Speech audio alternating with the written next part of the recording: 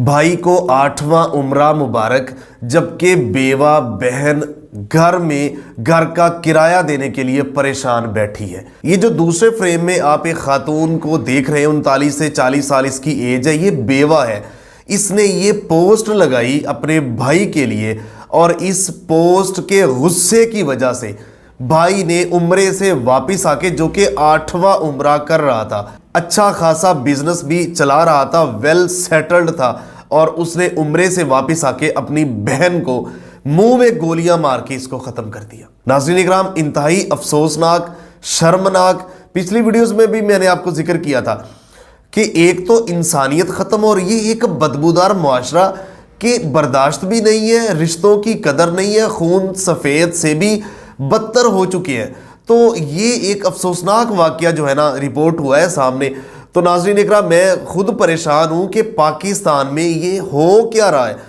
आए रोज़ ऐसे ऐसे वाकयात कि अल्लाह की अमान। नाज़रीन इकराम, ये एक बहन है और ये एक प्राइवेट एनजीओ भी चला रही है। एक एनजीओ की प्रिंसिपल है प्राइवेट, जो कि बेवाओं के हकूक़ को दिलवाने के लिए, चूँकि खुद बेवा है, उसके बेवाओं के हकूक़ को दिलाने के लिए उसके हकूक़ की स्ट्रगल कर रही थी, एक एनजीओ चला रही थी।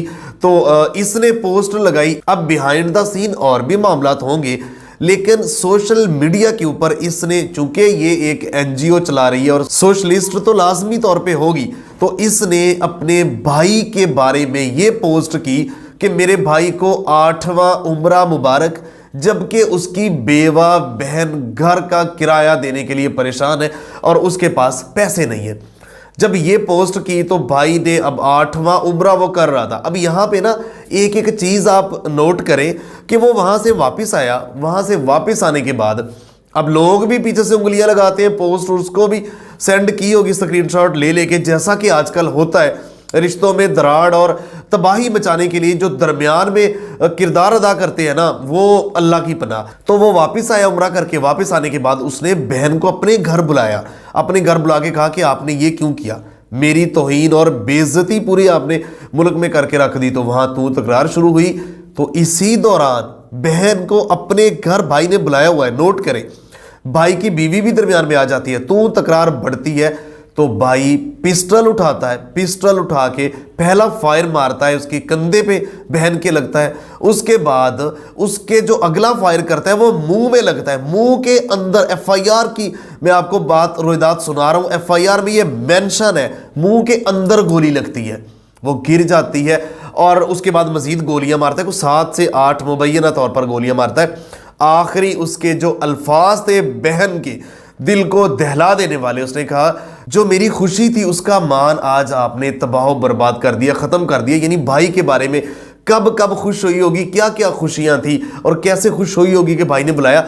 बहरहाल ये इंतहाई अफसोसनाक स्टोरी, और मुकदमा फिर पुलिस की मुद्दत में दर्ज कर लिया गया। आपको पता है कि ये जब बहन भाई के रिश्ते या बीवी खामद इस तरह के रिश्तों में अक्सर सुलह हो जाती है, तो पुलिस ने अपनी मुद्दत में मुकदमा दर्ज किया है। तो नाज़रीन इकराम, इसमें देखें, अब सबसे पहले तो आप ये नोट करें कि अगर घर के मामलात हैं तो बहन को भी नहीं चाहिए ताकि सोशल मीडिया पे आप उसको लेके आए, तो घर के मामलात नहीं। लेकिन उसके बाद सितम ज़रीफ़ी कि उसने सिर्फ इतनी सी बात के ऊपर, बहन है उसको समझाओ, आपने मुंह में गोलियां मार दी और सारी दुनिया अब तमाशा देख रही है और वो किसी को मुंह दिखाने के अब वो बचेगा।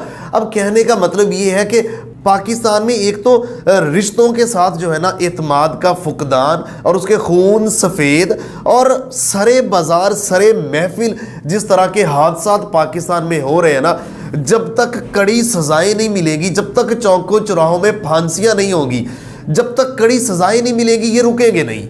देखिए, कानून है, इम्प्लीमेंटेशन नहीं है, अमल दरामद नहीं है। जिसका जो दिल करता है वो कर गुजरता है, तो उसको पता है कि कोई पूछेगा नहीं। ये बेटों को तरबियत की जो कमी है, वालिदैन की भी ज़रूरत है।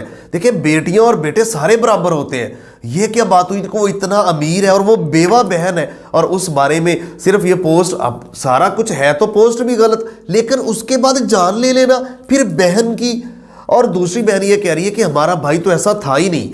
ये हमारा भाई ऐसा कभी था ही नहीं, ये तो तड़प जाया करता था हमारी थोड़ी सी तकलीफ के ऊपर, ये हमारा भाई नहीं है। तो ये सूरत हाल है इस टाइम। नाज़रीन इकराम, मजीद पाकिस्तान में क्या हो रहा है देखने के लिए हमें लाइक, फॉलो, सब्सक्राइब करें। मिलते हैं एक नए प्रोग्राम के साथ, तब तक के लिए अल्लाह ने के बाद। पाकिस्तान हमेशा जिंदाबाद।